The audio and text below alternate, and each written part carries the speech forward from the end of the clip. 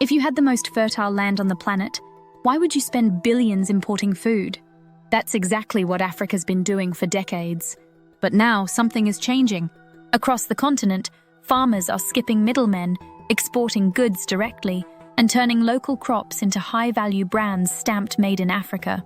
Tech startups are using drones, apps, and even solar-powered fridges to fix a food system that's been broken for years. Yet behind all the buzzwords, agri-tech, food security, digital farming, there's a bigger story, a $1 trillion opportunity, and the race to unlock it has already begun. This is how Africa is turning its farms into an economic superpower, and how the world is finally paying attention.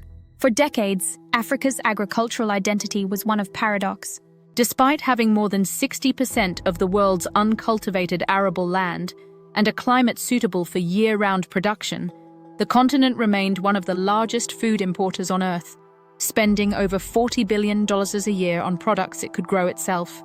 Post-independence agricultural systems in many African countries remained largely unchanged, characterized by smallholder farms, aging infrastructure, and fragmented supply chains.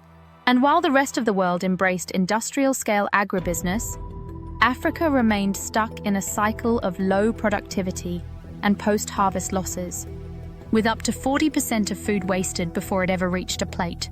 For years, Africa's farms were overlooked, underfunded, undervalued, unconnected. But then everything started to change. The African Development Bank called it early. Agriculture is the new oil. That phrase wasn't just symbolic, it was a rallying cry. With food demand rising and a population expected to double by 2050, a new vision for African agriculture began to emerge. Not one focused only on subsistence farming, but on agribusiness, a full value chain opportunity that included storage, logistics, processing, packaging, exports, and digital services. Startups and young entrepreneurs started reimagining farming, using solar-powered cold storage, drone-based monitoring, and mobile procurement platforms to tackle the continent's oldest problems in new ways. From Kenya to Nigeria, innovation was taking root in the soil. The goal was no longer just to feed Africa. It was to feed the world and make Africa wealthy in the process. With this momentum, Africa's food economy began evolving. Digital platforms allowed small farmers to access real-time market prices, connect directly with buyers, and even track crop conditions using IoT sensors. In some regions, traditional crops like cassava, cocoa, and coffee were no longer just exported raw. They were being processed, packaged, and labeled Made in Africa, reclaiming value that had long been lost to middlemen overseas. Meanwhile, agri-tech hubs sprouted across the continent. Young engineers, software developers, and logistics specialists were turning farming into a frontier of innovation. Countries launched national agri-tech strategies. Foreign investors began pouring into infrastructure and logistics. Agribusiness conferences and innovation labs became the new normal in cities like Nairobi, Accra, and Kigali. But behind the optimism, a serious constraint remained: financing. Africa's agri-SMEs, those leading this transformation, faced a crushing $65 billion annual funding gap. Many lacked access to traditional banking. The risks were high. The margins were thin. Yet without flexible loans, equipment leasing, and blended finance, these small businesses could not scale. To solve this, new financing models emerged: impact funds, mobile-based lending platforms, and government-backed credit guarantees. Slowly, capital began to flow, especially toward youth-led ventures, creating digital tools for traceability, climate resilience, and productivity gains. Today, momentum is building. Governments are beginning to align policies with investment. Global food firms are investing in local processing.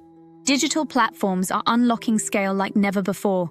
And while challenges remain, climate risk, trade barriers, infrastructure gaps, there's a clear path forward. One that could take Africa from being a food importer to becoming a global food powerhouse. The African Development Bank projects that by 2030, the continent's agribusiness sector could exceed $1 trillion in value. That number isn't just ambitious, it's transformational. A $1 trillion African food economy means jobs for millions, stronger currencies, less hunger, and more stability.